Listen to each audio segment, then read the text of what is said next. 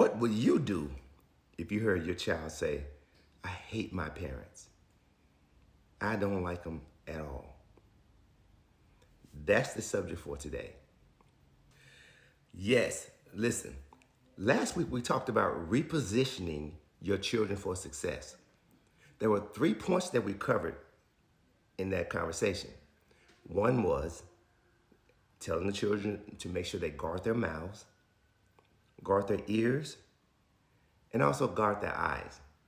The 3 gateways into your soul, into your internal conscience that will cause you to act or react in your benefit or not in your benefit. So I decided this week to follow up after I received the question. The question was, what would you do if you heard your child say, I hate my parents? So I'm going to give you some answers to that question because I had a similar situation happen when I was coaching, and I had a child come up to me right in the middle of a game because the parent was yelling and screaming things out for them to do, and so the kid was emotionally upset on the court. So he comes over, and I take him out because I realized he's having some difficulties. So I called time out, took him out, brought him over to the side. I said, oh, what's going on? This kid said, I hate my dad. When the question came in, it reminded me of that situation. So we're going to deal with that. Coaching is a unique profession. Whether it's sports coaching, no matter what the sport is, or it's life coaching, which is what I do now. We have some interesting conversations and some very dynamic conversations with people, and sometimes we could be caught off guard by some of the things that is said to us. So today we're going to talk about a question that I got, and the question was, what would you do if you heard your child say, I hate my parents? So as I received the question, I started to answer the question. The first thing I said was, let's allow young people, children, to have the freedom to make mistakes. They have to have the freedom to make mistakes. It is unacceptable, and not only is it unacceptable, it's unfair to expect them to be perfect just coming out of the womb and just growing up from little baby to to their adolescent stages, through their teenage stages. There's so many things that they need to know. When the question was posed to me, the first thing I asked was, what would make a kid say something like that? What would make a child say something like that about their parents? Because to me, that if my children said that to me, I would be really shocked, and I would be thinking that's kind of a cruel statement, or it's a really deep and maybe a dark statement to make about your parents, the one who you should have the highest esteem for, the one you should have the most admiration for, the one you should have the most, that you look for guidance and for love and for comforting. And in any situation, they should be able to come to you as a parent before they go to anyone else. So I said, what would make the child say something like that? I want you to remember one thing in parenting or rearing children. You can be the best example to them and for them by your actions. So whatever you ask them to do, you have to be exemplifying those same characteristics and behaviors as you expect them to have, because that's how they're going to judge you and whether or not they think that they can follow that same pattern that you're requiring and asking of them, is by how they see you respond, how they see you act. That is the first thing you have to understand. Be a great example. You don't have to be perfect, but they have to see the love and they have to see the consistency in you as a parent. And then they have some glimmer of hope that they can pursue and follow the same pattern. Now I want you to remember another thing.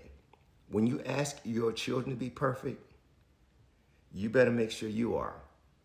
Because they're going to say to themselves, he or she, my parents are far from perfect. So how do they expect me to be perfect?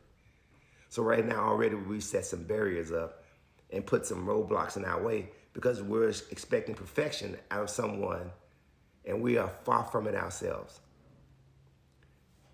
Let your children have the freedom and teach them how to conquer and navigate through their failures or their disappointments or their lack of success and even their successes, rather than to tearing them down because they make life mistakes going through life lessons.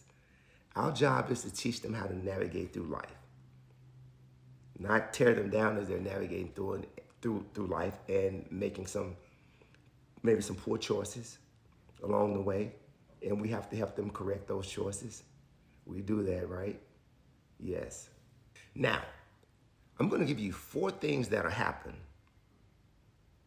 when you don't allow your children to make mistakes. 4. 1, they lose confidence in themselves and you as a parent. They lose confidence in themselves and you as a parent when you don't think that they are going to make mistakes. 2, they lose trust. They lose trust because they look to you to show them the way when they make those mistakes. And if they don't feel like they can trust you, they won't speak to you about it. They won't come to you for advice. They won't seek your counsel when they need it. They go to someone else with, in most cases, have very little life experiences. Their friends who are the same age as they are. So can you imagine how discombobulated the information they're going to get from another teen that's the same age as they are? Whether it's 10 to 15, 18, 20, it's still the same. They don't have enough life experience. 3, they lose hope. They lose hope that anything that they can do is going to come out right. And that's the last thing that we want our children to have. Lack of hope that things will ever get better or that they will change when they're in troubling or trying times. 4, they feel like there's no reason to try because there's no way they can please you. It's impossible for them to please you because of where they are in their life at this point in time. Okay, now I'm going to give you some solutions. First, what is the answer to cultivating a loving, trusting relationship with your child? You need to take some time to think about that and ask yourself that question.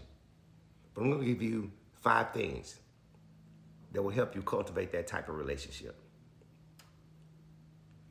Teach them through their challenges. Teach them. They're so willing to learn and so accepting to learn when they feel like they have a great communication system, a great communication with you as their parent. They know that whatever you share with them, they may disagree with it, but they know it's coming from a good place. 2, stop blaming, stop talking, start listening. Stop blaming, stop talking, start listening. As parents, and even as adults, we struggle with this same thing sometimes. Someone comes to us with a concern or issue. They just want to vent or talk about what's going on with them. They don't want a suggestion. They don't want your input. They just need an ear to listen because most of the time, they can work it out themselves if we just listen. The quickest way to lose touch with your child is to lose communication with them. And when they think you want to talk more and blame and criticize more than listen, game over. They'll find someone else to talk to. 3, hug them and tell them you love them as often as you can. You'll be surprised just saying, I love you to someone, even though they may be a little resistant, especially if you've never done this before. If you've never sat face to face with your child and hugged them and told them you love them and, you kiss them, you embrace them. Feels a little weird to them at first. They're like, oh, what's going on with mom or dad? So sometimes you have to cultivate that. You have to grow that if you haven't been accustomed to doing that in the past. So it feels a little strange. So don't get turned off when it feels like rejection. It's not rejection. It just feels different for them because they've never experienced that from you before. 4, showing them that you love them doesn't mean giving them everything that they ask for. Listen, the worst thing you can do is just give your child things just because it makes them happy and makes you feel comfortable. It's not about comfort. It's about growing, nurturing, teaching, helping them get better in life, navigating through life. It's not about giving gifts and giving things, giving into them just because they smile and say, oh, I love you. So, yeah, they love you because at this point, because you're giving them what they want. But as soon as you stop giving them what they want, guess what happens? Things go crazy. Things get really, really out of hand, out of touch. Now you don't know how to deal or respond and handle those situations. So we need to make sure that we're giving, we're loving, we're taking care of them, but we're not just giving them gifts and giving them things just because it makes them feel good. Because that's not a good way to manage your children either, through just giving. 5, extend grace, the same grace you would expect when you err, when you have issues that come up. Extend the same type of grace to them. It doesn't mean you don't have boundaries. It doesn't mean you don't have, there's consequences to your actions. But don't make those consequences and put them in a position where they don't fit the punch. Heard the statement, the punishment doesn't fit the crime. No, we want to make sure that it's appropriate what we're doing and what we're saying to them to help them, teach them through it. So extend grace to them. And believe me, they will love you and they will trust you even more for it because they see your heart. They see you're just trying to teach them through this moment. In closing, I want you to remember the same things that we're dealing with. We're talking about the children right now. It applies to your spouse.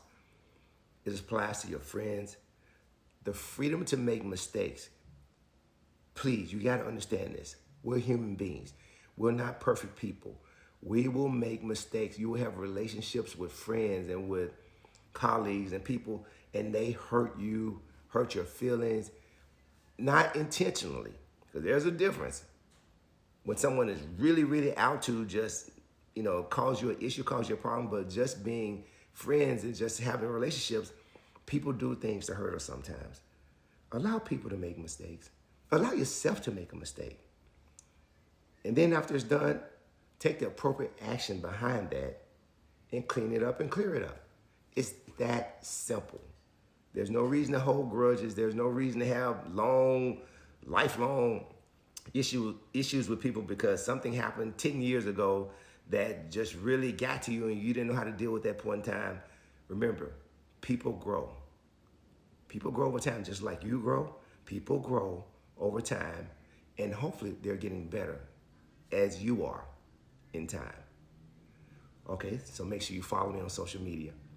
Make sure you go to my website, take the opportunity to get all the goodies, sign up for my blog, sign up for my YouTube Live, all my streaming, so that I can send this information to you and you'll be notified when I'm online or when, the next book comes out and make sure you get the book that's out now.